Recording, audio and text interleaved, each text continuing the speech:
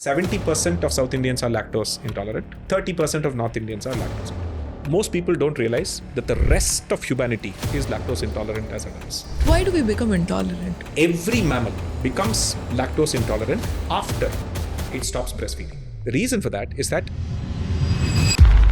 I'm looking at an ad that says clinically tested, this happens, that happens. it doesn't mean anything. If something has to be sold with a specific health claim, it probably doesn't work. There's a reason why no society on the planet allows you to advertise medicines. There's a good chance, there's a very, very good chance, simple rule of thumb, if it's viral, it's probably bad science. A small percentage of people have trouble with gluten. Far more number of people needlessly go on gluten-free diets, but only some 2-3% of the world's population has celiac disease. What do you think is happening right now? Everybody else is just wasting their time. Are we evolving too fast?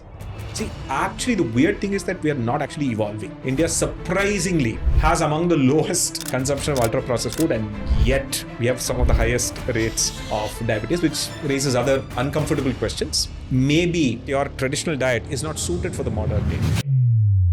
And the fact of the matter is that the data actually shows microwave cooking retains more nutrients.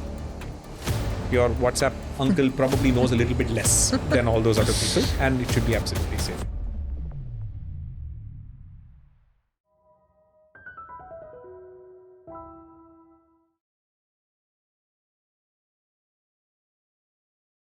A couple of days back, my husband and I went out for a restaurant and we were eating. Yeah.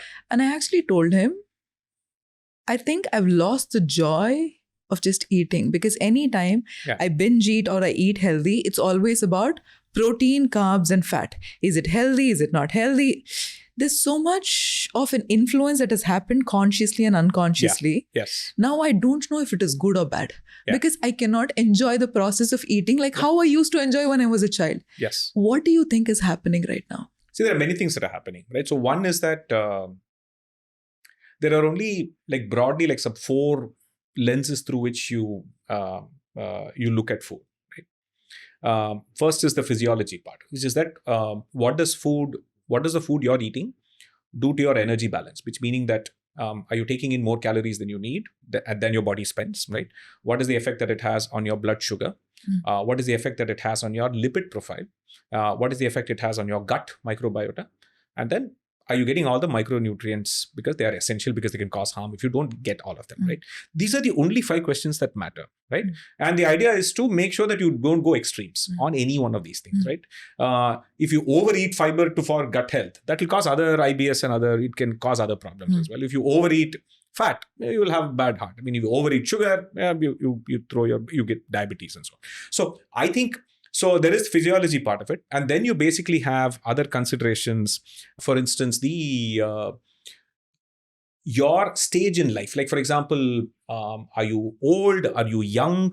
Because your body works very differently when you're young versus when you're old, right? What is do you have other issues like lifestyle, stress related?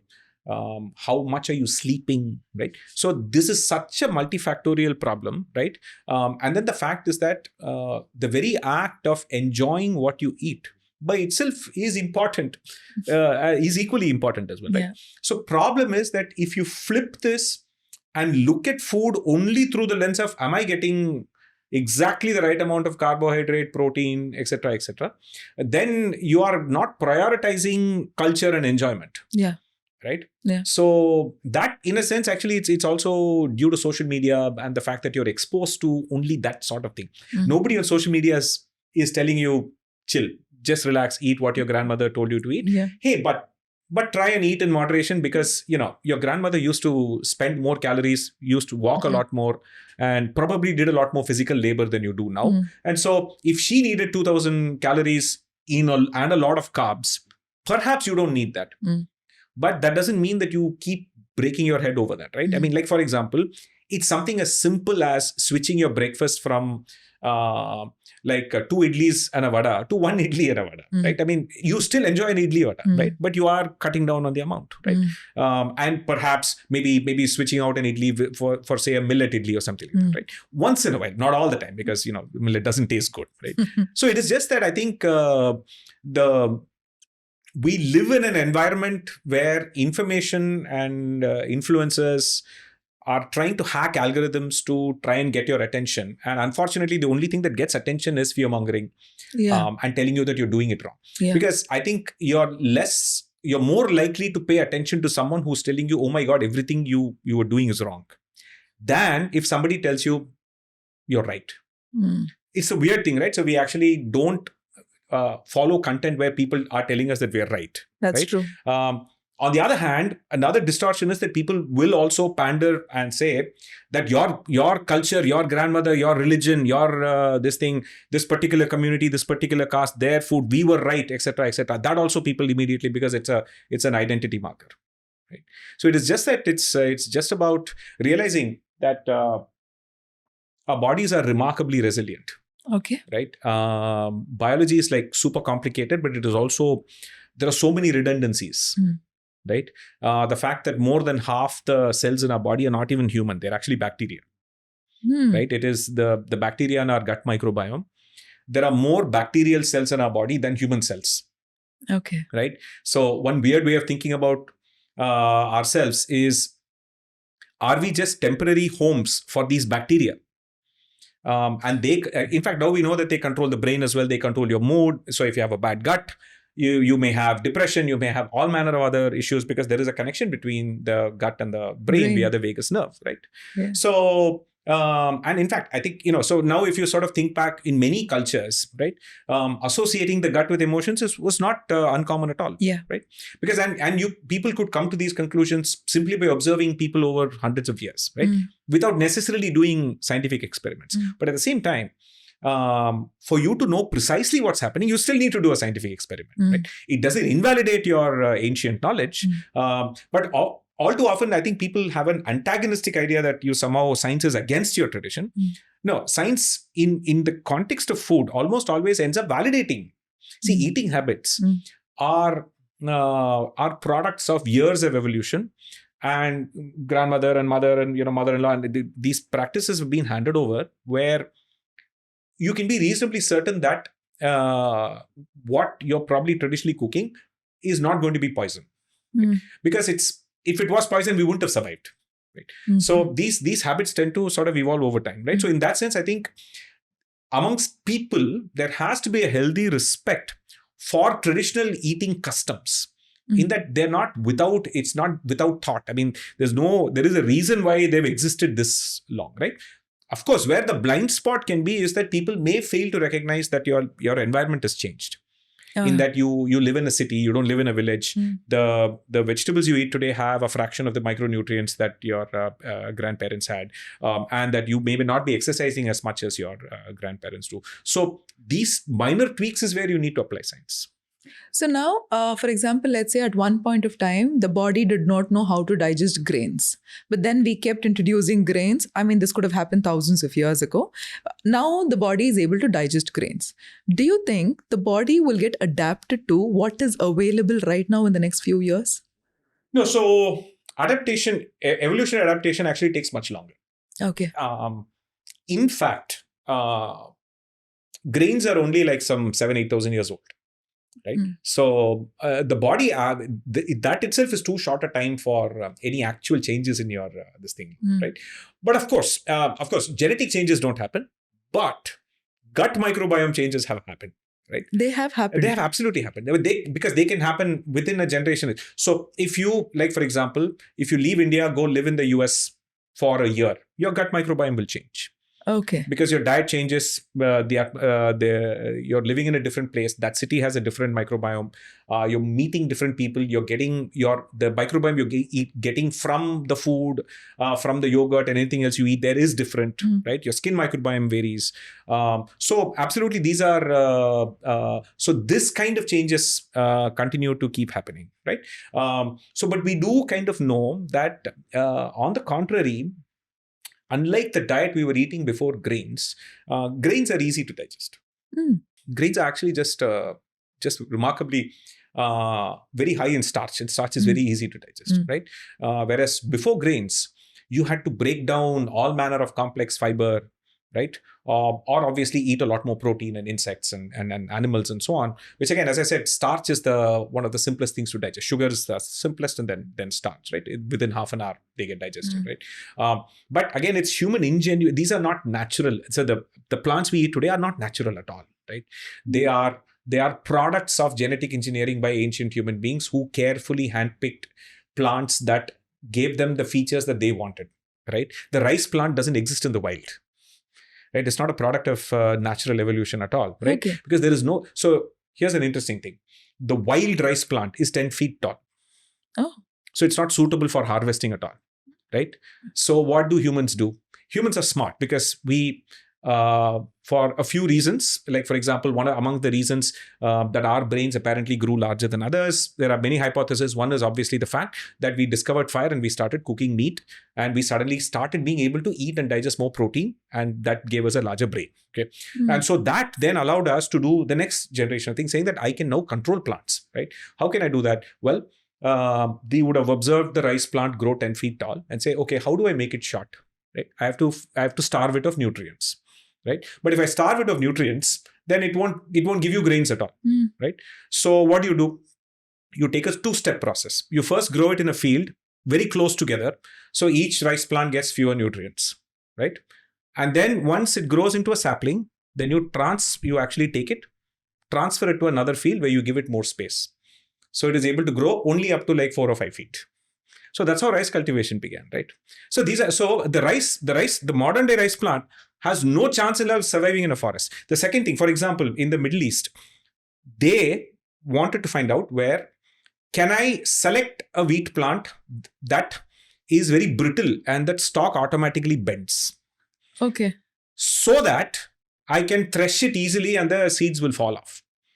So you're basically creating a handicap plant so that you can get food.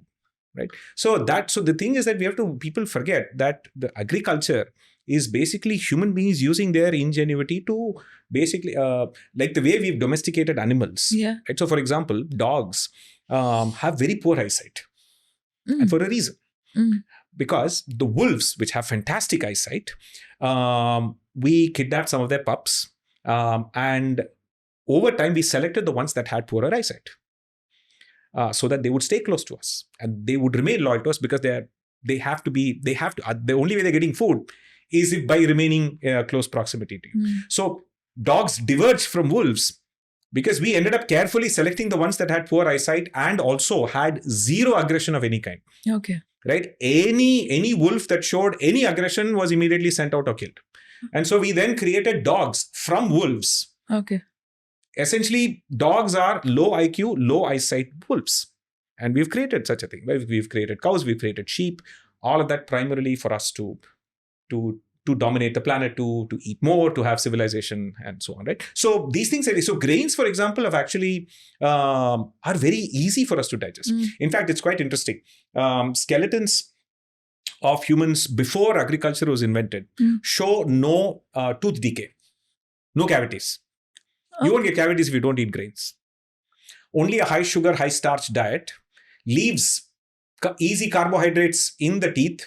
That bacteria come and feed off and then generate acid that gives you cavities. Right? So the other thing that happened is that a grain heavy diet also gave us a lot of micronutrient deficiencies. It allowed our population to grow larger but more unhealthy. So pre-agricultural human beings were taller, healthier, but they were very small. This was how many years back? More than 9,000 years ago. Okay. Hunter-gatherers are healthier. Hunter-gatherers are taller.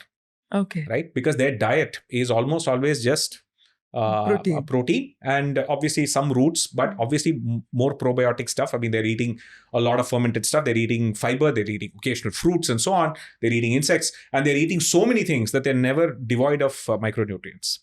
But once you do agriculture, the poorest person in society is eating only rice, only wheat, with little or nothing.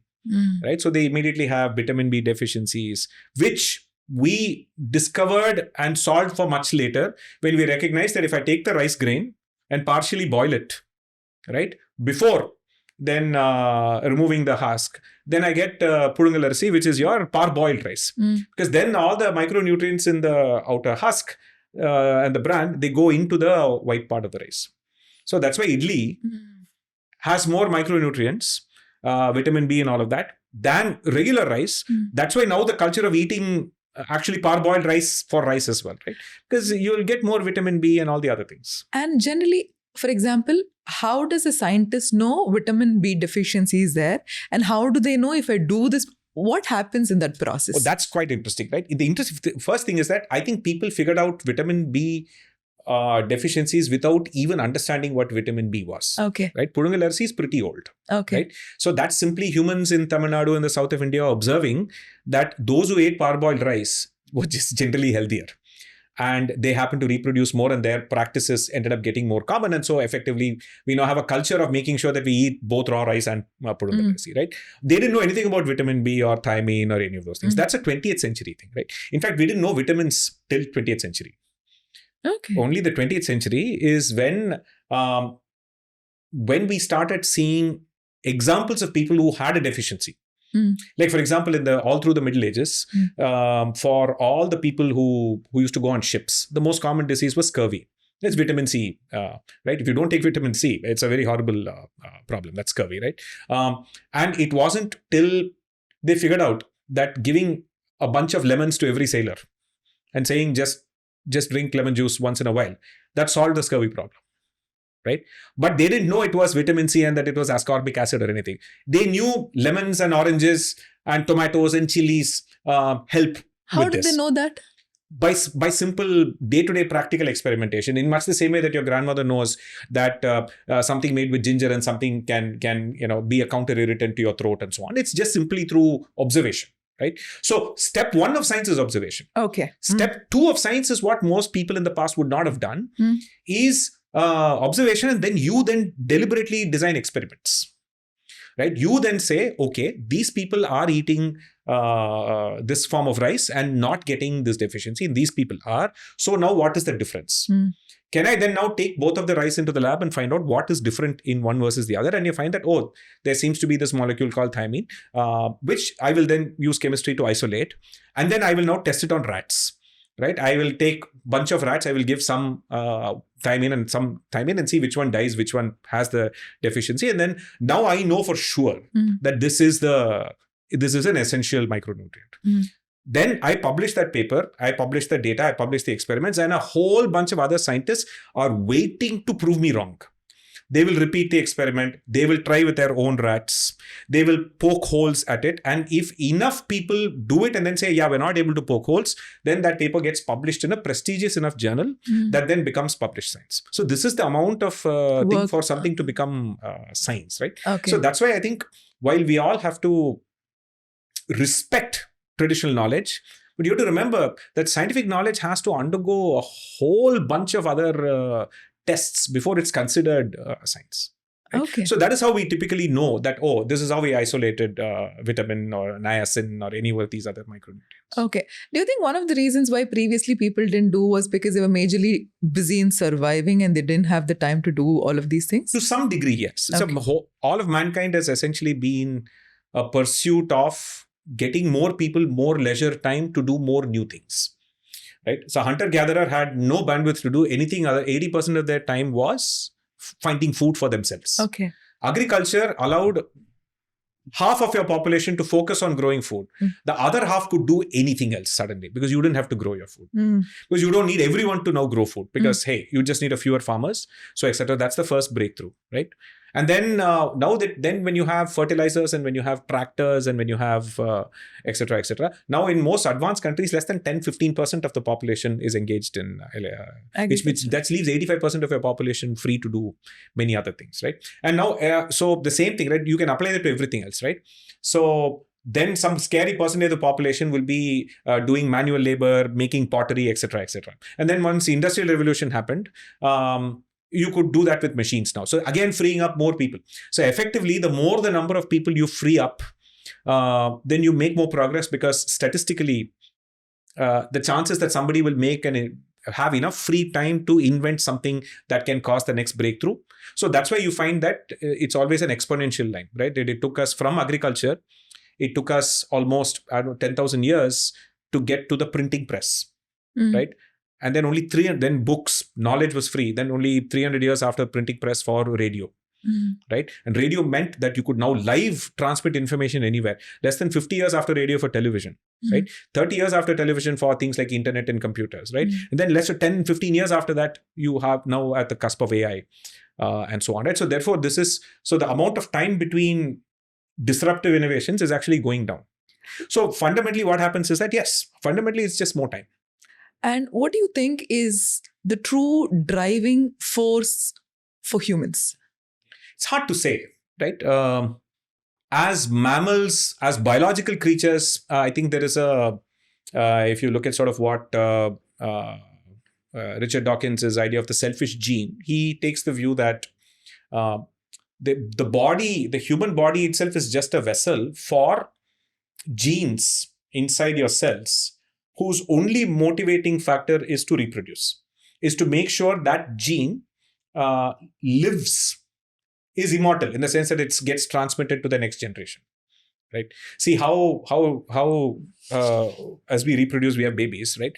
The biology of it is far more fascinating, right? The biology of it is that you have chromosomes and you have your sperm has 23 of them, the ovum has 23 of them, right?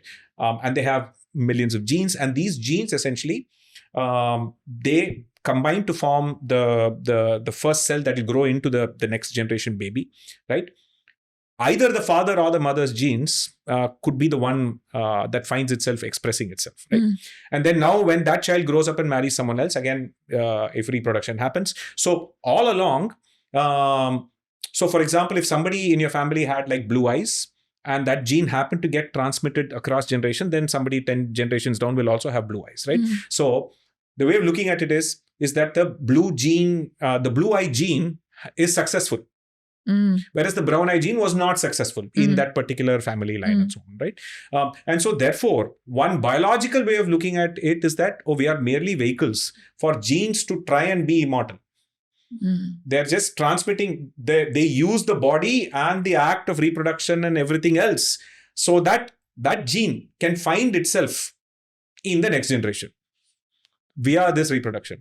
That's the idea of cellular, shall we say genetic immortality. Okay. And a gene is basically just a sequence of base pairs, which is the things that make up your DNA code, right?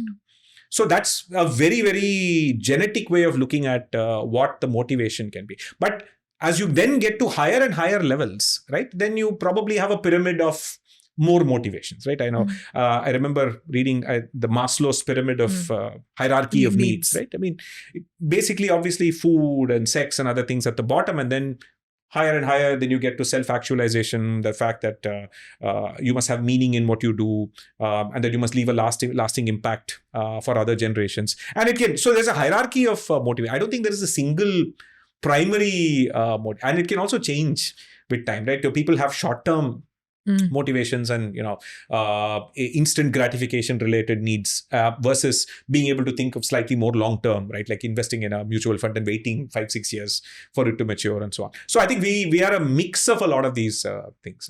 Nice. Yeah. So help us understand the entire evolution of food that has happened up until now. See, at its most basic level, food is one form of life, killing and eating another form of life. That's the most basic definition. Wow. Right? Okay. From the very first, and surprisingly enough, right? So when I describe those 5 things, which is energy balance, gut microbiota, lipid profile, blood sugar and all of that, right? The reason it's only 5 things that define the effect of food on your body is because biology is remarkably same across all life forms, right?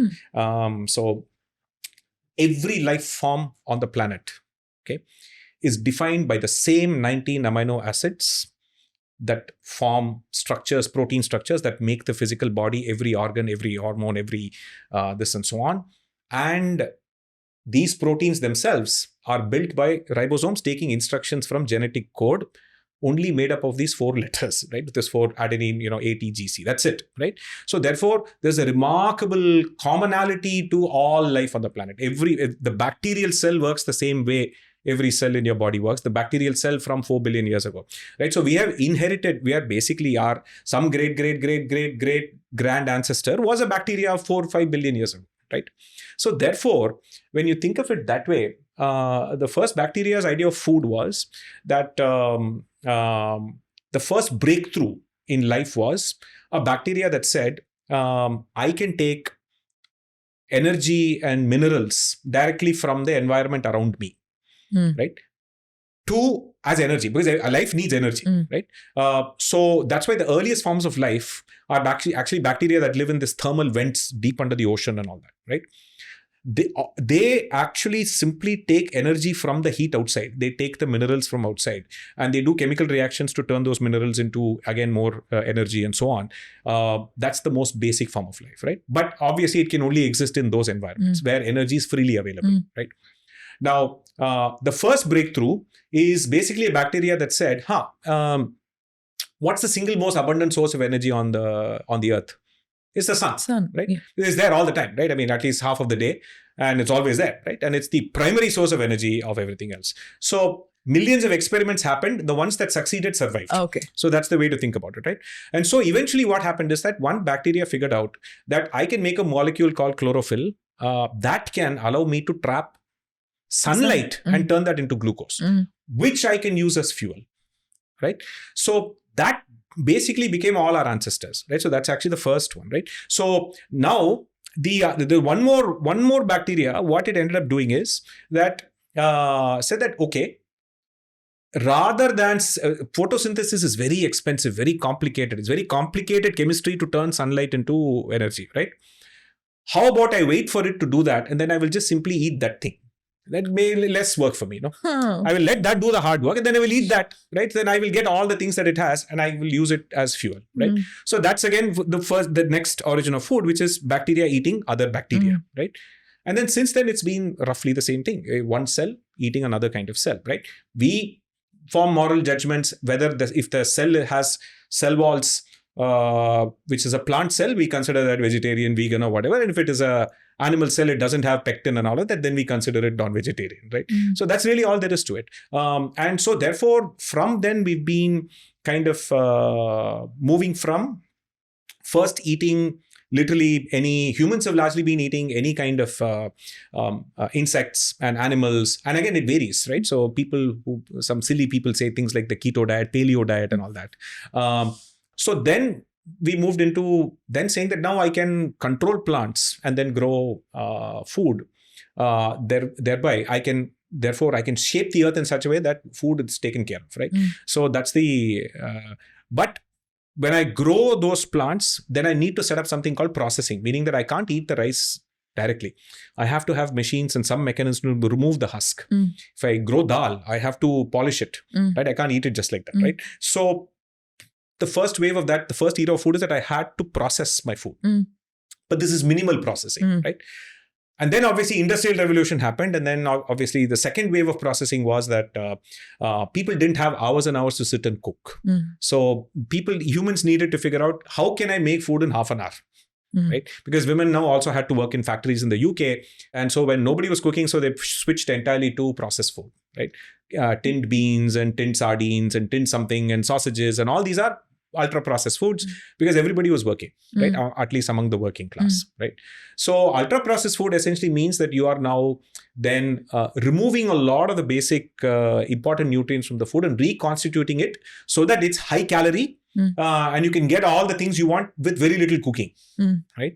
So that in a sense is we are still in that sort of period. We're still in the period where I think we still end up eating a lot of ultra-processed food. Not in India, though. India surprisingly has among the lowest consumption of ultra-processed food, and yet we have some of the highest rates of diabetes, which raises other uncomfortable questions about our traditional diet itself, meaning that maybe it's just that your traditional diet is not suited for the modern day.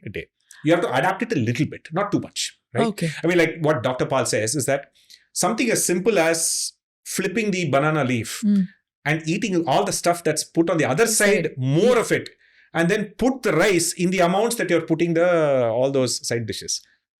And you get to still eat traditionally, and you will not actually, you're less likely to overeat. You're less likely to have problems, diabetes and all that, right? So again, you can still continue to follow your traditions and do that. So food has essentially been as I said, the history of mankind has been a history of strategic laziness, right? How can I do whatever it is that I do with less and less and less effort? Right? And then pretty soon we'll have AI doing most of our thinking and robots. Oh my God, this is so interesting. And so now those 5 parameters that you told, the lipid profile, all of that. Yes. Now, forgetting everything that is put out on Instagram or social media, what is truly required for optimal health for us? First thing is you should eat based on your culture, your identity, and things that you like eating. This is probably more important than anything else, right? Why? Because the only diet that works is a diet that's sustainable. Okay. Meaning that most people cannot switch to a diet of avocados and blueberries. It's just, they're good things. But there are many local cheap vegetables that are as nutritious as avocado, and an amla has more micronutrients than a blueberry. Okay. But amla is not, fancy. It's not fad enough, right? Fancy enough, right? So in that sense, first is, I think, first rule is probably just to eat what you're comfortable and what you like eating. Once you've got, and then obviously consider your stage of life, right? If you're young, you can absolutely afford to be a little bit more careless. You can afford to be a little more reckless. There's no, you can try a lot more new things. It's okay to binge eat, go eat pizzas a little bit more regularly than. But once you're 30s, 40s and all that, I think, yes, you do have to change. You do have to get a lot more careful and so on, right? And then things like sleep and stress are probably 2 things that most people don't even associate with food. But the fact of the matter is that if you don't sleep at least 7 hours, your satiety signaling hormones don't work well. You're more likely to overeat if you don't sleep, right? So actually you will find that on days that you have sleep very late at night, you'll feel hungry. And all that is tied to these things, right? And then you essentially have things like your dietary pattern is far more important than single ingredients, right? Superfood, that food, all that is nonsense, right? So it is that if your diet is at some globally, there are only few things that everybody has consensus on: minimally processed whole foods as much as possible, mostly plant-based, okay? Enough protein, plant or animal-based, right? Complete proteins, right? And then modest amount of good fats, avoiding trans fats and all that, and lot of fiber. Globally, these are every scientific consensus only that the only things that are universally true for everyone are these things, right? So now if your diet follows this pattern, which means that, once in a while, if you're eating pizza with your office party, it's fine. Pattern matters more than, right? If you go to that party and say, oh my God, I don't eat maida, I don't eat lactose, I don't eat this particular cheese, processed cheese and all that.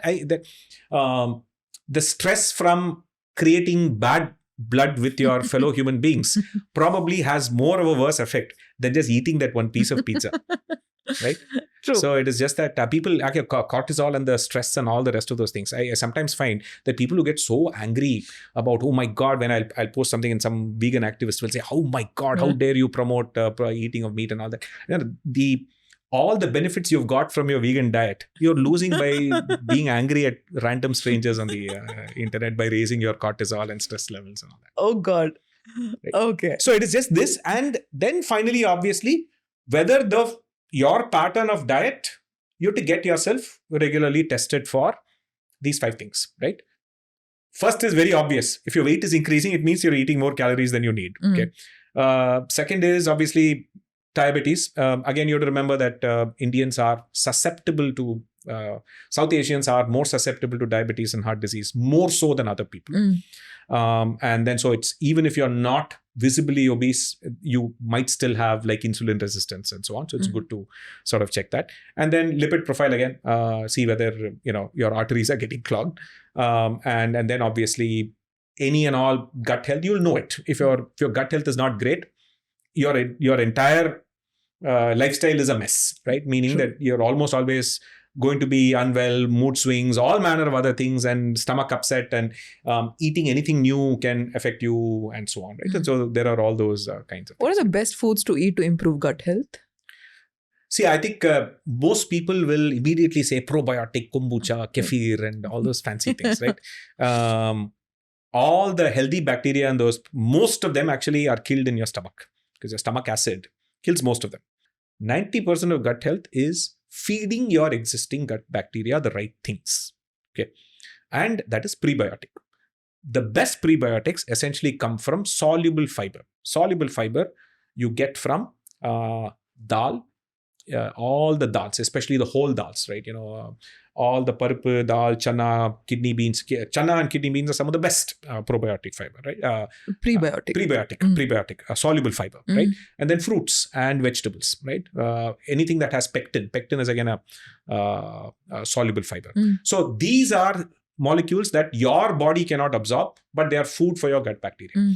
Actually, the things that cause flatulence, right, in general, are all things that are feeding your gut bacteria, right? So when you eat rajma and chana, people say, I will get a lot of gas. You're actually feeding your healthy bacteria. That's not a bad thing at all. In excess, it can cause discomfort, of course. Okay. You can overdo it, right? And there could be other imbalances, and you could be triggering, that flatulence could be triggering other things and all of that. But for most average healthy people, dal and vegetables that have soluble fiber and fruits, ideally fruits that are not too high on sugar, right? I mean, so that you get the benefits of the soluble fiber. Like guavas are some of the best, right? Okay. Grapes are like the worst. This is mostly sugar and not much fiber at all. But guavas are like amazing, right? So these are actually they feed your existing gut bacteria, right? So that's why when your stomach is upset, right, eat a bowl of dal. Right? People drink a bowl of curd, which is fine. It is also fine. It'll also good for you. But a bowl of dal is absolutely fantastic. So when somebody says my stomach is upset, what happens? Oh no, so that could be, so I'm not a doctor, there could be one of many, many things, right? Okay. So there are too many things that, it's not just, everything is not gut tissue, right? Okay. So you could have acid reflux, you could have GERD. So there is this sort of sphincter that controls the food entering into your stomach, right? And it stays closed to prevent the food from coming out. Okay. Right? And so on, because once food gets into your stomach, it's very strongly acidic. The reason your throat burns is when you vomit is because it's all that acid that's burning all of your thing, right?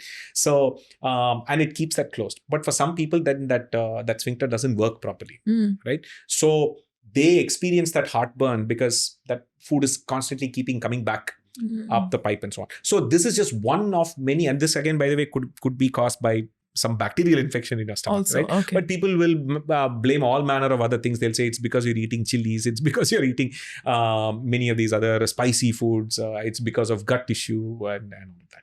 Again, for some people, it could be one of many food intolerances and that they're not aware of. Many people drink milk without knowing that most South Indians are lactose intolerant. Why do we become intolerant? What our ancestors could consume, why are we becoming intolerant? So most people don't know that, barring people originally from Central Asia who went on to become North Indians and Europeans. North Indians and Europeans came from the same Central Asian genetic stock. Okay. That part of the world is where dairy, cows were domesticated, and milk consumption as a culture began in that culture. So that's why Europeans and North India have a very strong dairy culture. Here in the paneer and the ghee and all of that in North India, and likewise Europe. Most people don't realize that the rest of humanity is lactose intolerant as adults. Oh, this has been there throughout? Yes. Okay. All right. So if you leave humans and if you take any animal, every mammal becomes lactose intolerant after it stops breastfeeding. And there's a reason for it. The reason for that is that you do not want the child animal to be perennially dependent on the mother. Otherwise, it becomes a parasitic relationship. So over time, this is evolved in nature where at one point of time, the moment you stop, you're weaned away, there's a switch that goes off and slowly your body stops producing lactase. In animals, it's a hard switch.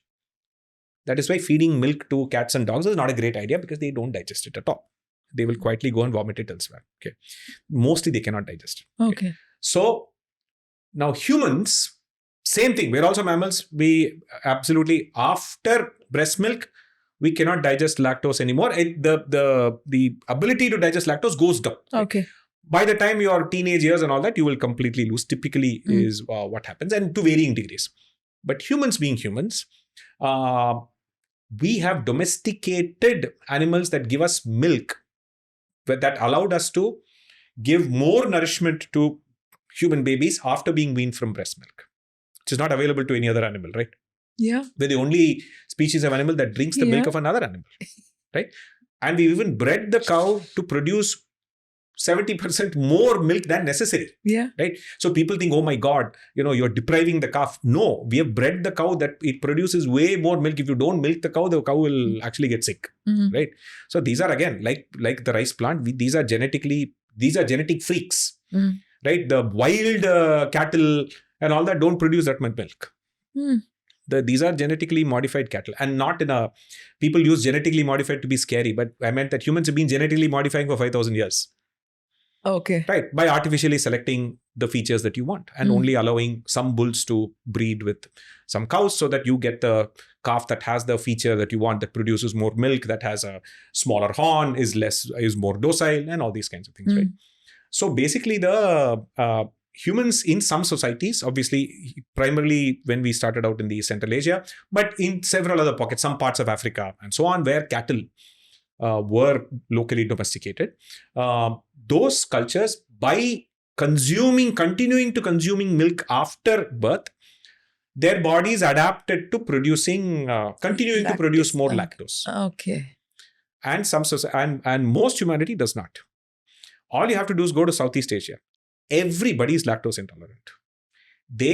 For them, if you go to Southeast Asia, Hong Kong, and ask for milk, it's soy milk. You have to say dairy milk to get what you call milk. Okay. Right. So therefore, I think we just somehow assume that because I think the European culture and in the context of India, I think the North Indian culture tends to be the dominant thing. We somehow don't realize so in South India, 70, and we've also intermixed. So South Indians are 70% of South Indians are lactose intolerant.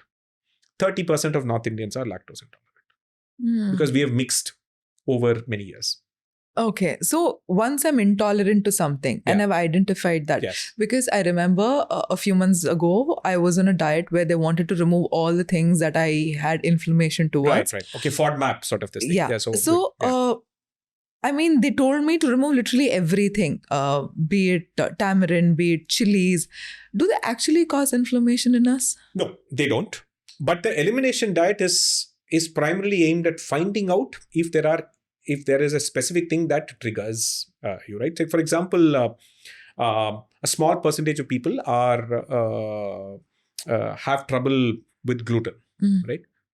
Far more number of people needlessly go on gluten-free diets, but only some 2-3% of the world's population has celiac disease.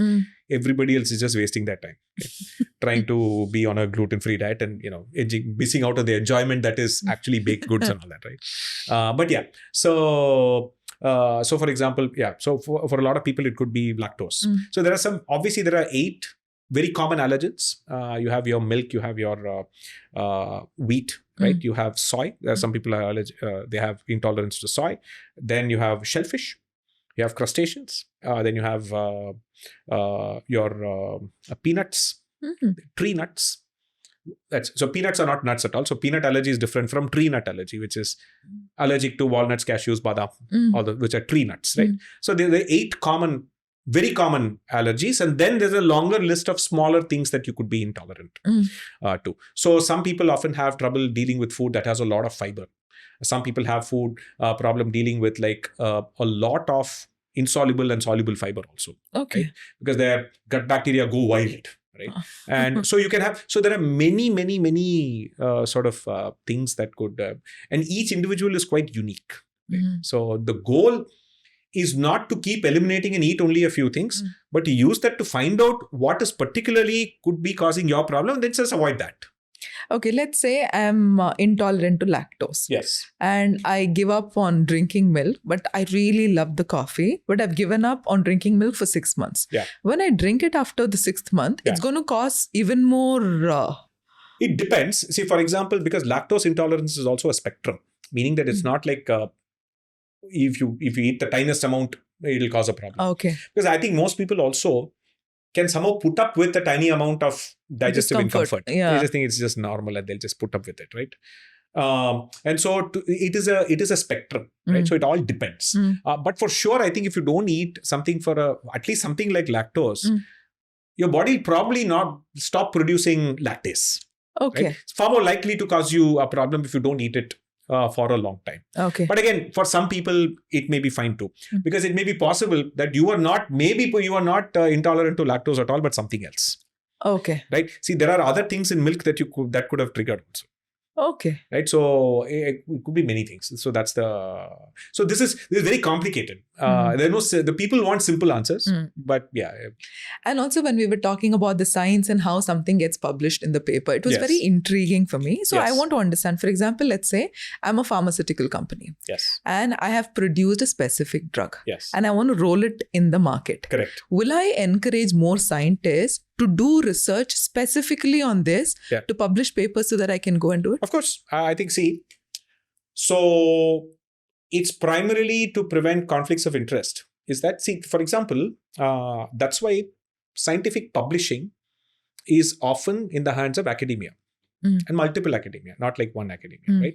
And these journals often have groups of people from multiple universities so that you can avoid. So even if one person was corrupt and took money from a company, it's very hard to convince multiple professors from multiple universities to, take money and all that, right? So that's how the system is kind of set up. The second thing is that there's a protocol that the scientists themselves, they have to declare if they were funded by a company for that research. They have to indicate that in their paper. Okay. And any failure to do so, and if it's found out later, the paper will be revoked and their careers will get destroyed, right? So again, this doesn't mean that, of course, some people might still go ahead and not declare the conflict of interest and all that, but it reduces the instances of that thing happening because you do have to declare it. So therefore, there are many tools available for you to find out whether some bit of research had some conflict of interest, right? Whether it was funded by a company. Even if you are not able to do that, then there is a second thing. See, in science, the way to look at evidence is not to look at one scientific study and say, yeah, this proves my point. No, it's to look at hundreds of them. Hundreds of them done across different populations with as much diversity as possible. And then there's something called a meta-analysis, which averages out all these studies and says, we looked at 1,000 studies and the consensus is that, okay, this is what saturated fat does and this is what gluten does or whatever it is, right? So that's called a meta-analysis, right? In that case, very, very hard for any single company or a pharma company to dictate that because it's average of many studies. How many studies will you go and corrupt? And that too, this is an average of one study in South Africa, one in India, one in Thailand. It's not possible for you to go and change every single one of that. At that point of time, right, if anything, scientists are actually incentivized to try and prove something wrong. Okay. Right. So it is very, very risky for a company to try and do this. You can buy off a few scientists. You can even publish 1 or 2 papers. See, that's why what a lot of products will do, they will cherry pick the studies that make them look good. Okay. And I'll tell you one more thing, that if something has to be sold with a specific health claim, right, it probably doesn't work. If it has to be marketed, it doesn't work. Because if you think about it, There's a reason why no society on the planet allows you to advertise medicines. Right? You will not see an advertisement in this thing. You're not allowed to advertise medicines. You're not allowed to advertise paracetamol. You're not allowed to advertise ibuprofen. You're not allowed to advertise amoxicillin. You're not allowed to advertise because they work. Because the mechanism by which they work is so absolutely clear, because the science over 50, 60 years has been established, double-blind, without doubt, etc., etc. It's part of clinical protocol. Therefore, there is a vested interest in making sure that the average public doesn't just pop the pill just like that. But it has to be prescribed by a doctor, so you're not allowed to advertise. Okay. So net, you should think of it the other way. If it is being advertised, probably doesn't work. Yeah, I mean, I don't want to name the brand, obviously, but then recently we've been hearing about people talking about clinically tested. Doesn't mean anything. So for a common man, see, you do so much research. There are people like you, because even when I went for the podcast with JC and we asked him the question, who's that one health influencer that you really like? His answer was your name. And recently I saw you share something about him also. Yeah.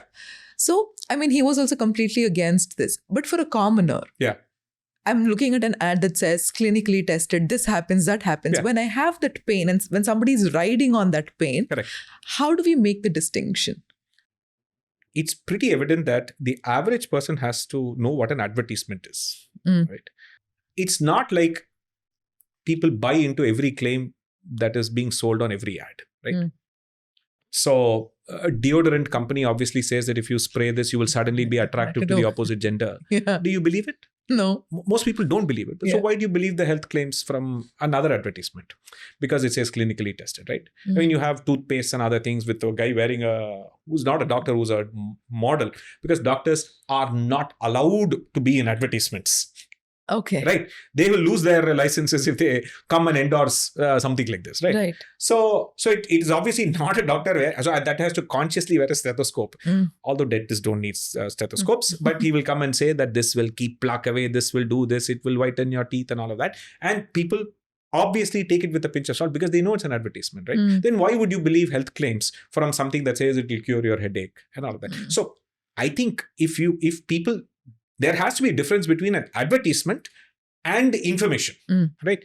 So you have to see it for what it is. It is an advertisement, right? So you shouldn't believe it at all. And just like how you spoke about probiotics are overhyped, what else do you think is overhyped? It's pretty safe to say that anything that is viral, by definition, is overhyped, right? Because virality is a function of an algorithm optimizing content for maximum sensationalism, right? So therefore, pretty much anything that you see going viral for whatever reason, and this includes both, oh my God, they are injecting mangoes with chemicals. Oh my God, they're injecting red color into watermelon. Oh my God, there is fake paneer epidemic. Oh my God, seed oils. There's a good chance. There's a very, very good chance. Simple rule of thumb. If it's viral, it's probably bad science. Because real science cannot be viral at all. Right. So if that is the case, we can eat any oil? Absolutely. People around the world are eating every kind of oil, right? The one that Indians love to hate, palm oil, right? Malaysians and Indonesians consume tons of palm oil. That is their traditional oil. They live 10 years more than Indians do. Okay, they live much healthier lives than Indians do. So clearly, palm oil is not the problem. The fact that you're eating too many biscuits and too many snacks and too many mixture and all of that has been cooked in palm oil, and their amount of fat intake is so high that too much fat is the problem. Palm oil is not the problem. Okay. So if you replace the palm oil with ghee, if you replace it with groundnut, you will have the same problem. Right? Okay. So people are just, so the fundamental issue is that only. It's just that people want to find a single villain. Right. And also when people speak about chickens being injected and a lot of young girls are menstruating early, does that have a correlation? No. Because chickens aren't injected, because it would be... So, for example, a lot of these viral myths can be debunked by simply applying common sense economics. Okay. For starters, women's nutrition is improved. So historically, when the going was tough, boys would get the food, girls would not get the food, children would not get the food. And in a place like India, you would do infanticide and all manner of things. So in India particularly, puberty age was pretty high because girls were not getting enough nutrition at all Your body will decide that it's ready to produce children when some conditions are met. And if you're fed healthily, so in general, if you ask an expert, anywhere from 9 to 13 is considered normal. Our problem is that because we've ill-treated our women for so long, we think 13 to 15 is the right age. Okay. It's just us, right? You look at any country, you look at any modern country, you look at very great countries like, Sweden, Finland and all that, then it'll all follow a pattern between 9 and 13. With some exceptions, because all of this is always going to be, in nature is always a normal distribution. There'll be some exceptions, few exceptions even less than 9 years old, and some exceptions after 13 years old. But most people will fall into that thing. It's just, as you just become healthier, this is the case, right? Of course, these experts are also saying that the modern day rise of overconsumption of ultra-processed food, right? Because one of the markers could be that the amount of fat in your body, right, could again trigger an early this thing, right? And now kids are eating ultra-processed food. They're eating chips. They're eating all manner of things at that age, which, by the way, your grandmother would not have had access to. So the body might believe a little bit ahead of time that you're ready for it. Right? Okay. So ultra-processed food is being considered one of the factors. Okay. But it's not things like things being injected into chicken. This is just all people on the internet. You can make a reel on saying microwave causes cancer and pressure cooker destroys nutrient without any such evidence. Now I want to talk about that, because after we got married, it took us nearly 1.5 years to buy a microwave because my mother-in-law was against it. She said, no, it'll cause cancer. Same the WhatsApp, all of the fear. Yes. Talk to us about it. It's hard to adopt changes to your food-related habits. It's very hard because in your mind, it hasn't seen the test of time. But the way you cooked your rice, that's the way it's been done for, a long time, right? So it's hard for you to accept that this newfangled device where nothing seems to, you just put it and it just suddenly seems to get hot. There's no fire, right? And so it obviously seems weird to a lot of people. And again, it's also called microwave radiation and people immediately get all the wrong ideas, right? Although it has less energy than even visible light. And your cell phone uses microwave to communicate. But so it's obvious that people will be uncertain about new devices. But I think the way to think about it is that my great-grandmother used to be told by her husband that gas should not be used, only wood fire. Okay. Today, you would laugh at it, right? Because wood fire was actually one of the single biggest causes of reducing the lifespan of women, because they were breathing all those particles and their lungs were done by the time they were 50, right? Gas completely gave you a clean kitchen, right? And absolutely had no effect. But in 20 years after that person died, by my grandfather's age, he took gas for granted because it was just convenient, right? And he was living in the city. Who's going to go get firewood in a city? Correct. So he adapted. So he allowed his wife to use gas. It wasn't a problem anymore, right? Okay. But his axe to grind was no pressure cooker. Okay. You should put it in this thing and drain the water and all the way that has to be his thing. But my father's generation, they had internalized the idea that the pressure cooker reduced my gas bill because you use less fuel. And my wife, who works in Canara Bank, she can finish cooking in half an hour, right? By the time I think we're fine. I have no arguments with pressure cooker anymore, right? So it's all about time. So usually culture takes time to adapt to technology. Why it's called a technology disruption is simply because culture moves at a slower pace. That's why it's a disruption. If it's not, then it would just be accepted. No. Okay. Right. Okay. So if people are just willing to say that, look, all of Europe and all of US and all of Japan and all of Korea, all places where people are more healthier than Indians, have been using the microwave for 70, 80 years, you can rest assured that your WhatsApp uncle probably knows a little bit less than all those other people, and it should be absolutely safe. And the fact of the matter is that the data actually shows microwave cooking retains more nutrients than cooking on a regular this thing. You lose more micronutrients when you do open pan cooking, boiling. Okay. When you heat something in a microwave, you lose fewer micronutrients, water-soluble vitamins and all that. Oh, wow. Because it only heats the water inside.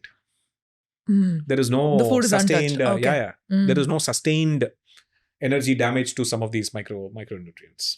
And I also see your fascination in understanding the human evolution. That brings me to two questions. One is, what is that one aspect of our entire evolution that has baffled you?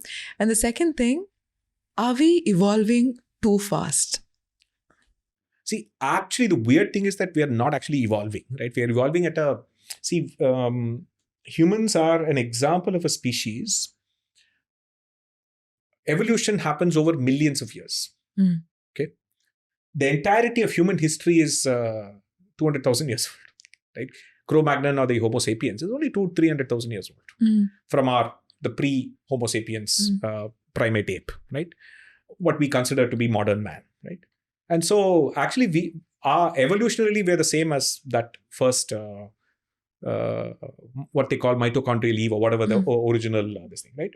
And so we haven't actually evolved genetically, but we have, obviously, humans are unique in that we have become almost a post-genetic species, meaning that changes happen within a person's living generation. See, normally evolutionary changes only happen once reproduction happens and the next generation inherits some genes, and then some new things happen in that. That is how things evolve, right?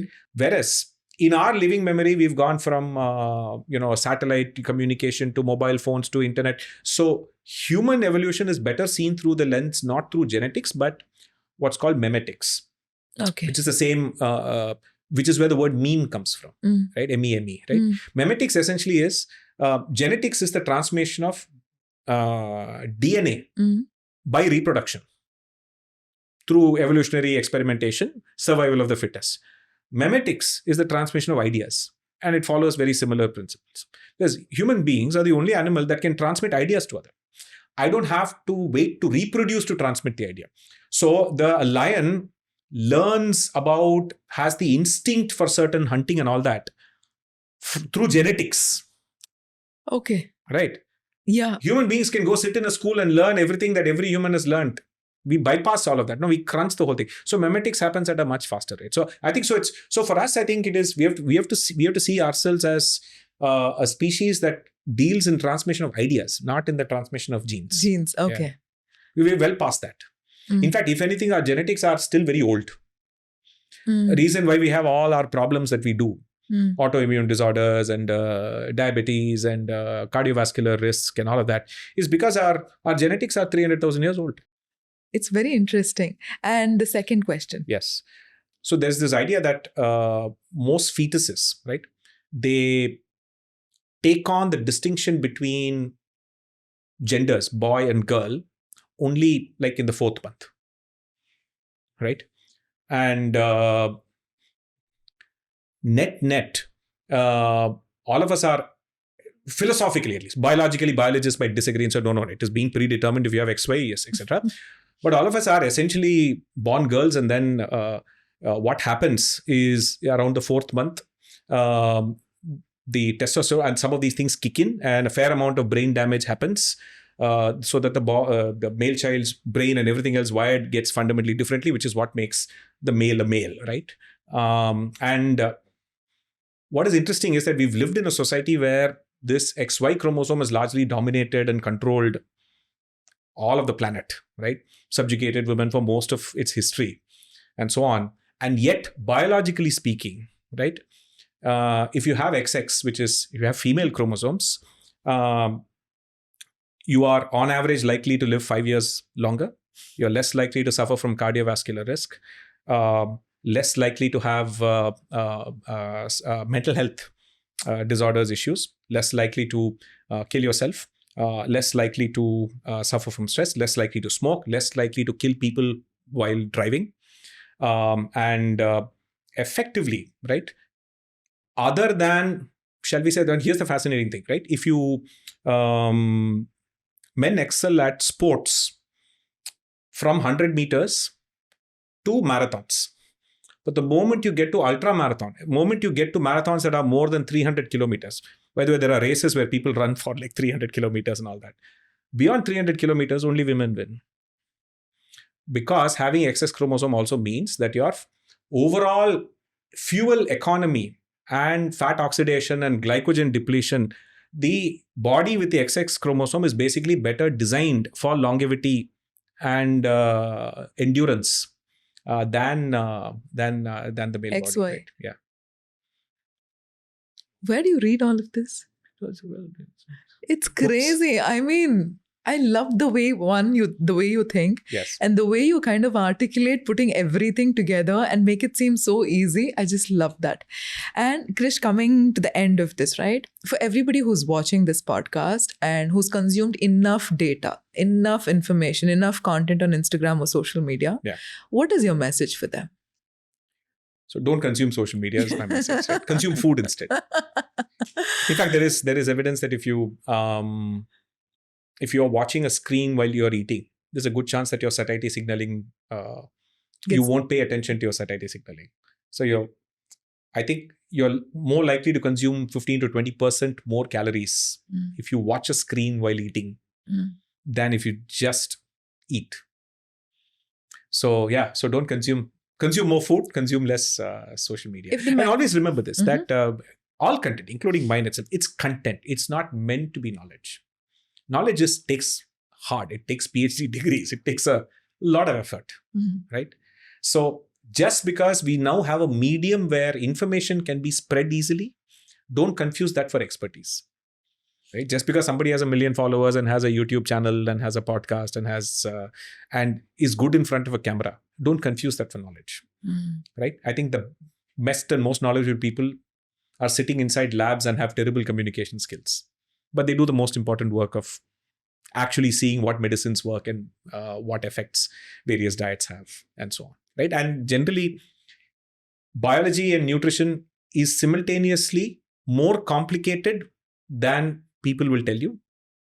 But for your own personal your patterns of eating should be far more simple and be uncomplicated, right? So you should appreciate the complexity of life while recognize that all that complexity is, in a sense, oriented towards allowing you to enjoy a very simple life, because it will adapt. You have one bad day, your body will adjust, right? You have one stressful day, etc., your body will adjust, right? It's remarkable. You get an infection, your body makes you recover from it, right? And remember that there are no magic potions, no superfoods at all. There is no such thing as a detox diet. There is no such thing as a detox drink. Okay, the only your liver and kidney detox. Your body fixes you. You give credit to all manner of, and it's basically all those people marketing those things in the name, making money in the name of your inability to give credit to your own liver and kidney. That's all it is. So the best detox is don't eat very heavy food and your body will detox itself. I thoroughly love this conversation, and please continue to do what you're doing because it's helpful for so many of us. Thank you. And again, thank you so much for coming for our podcast. Thank you. Thank you.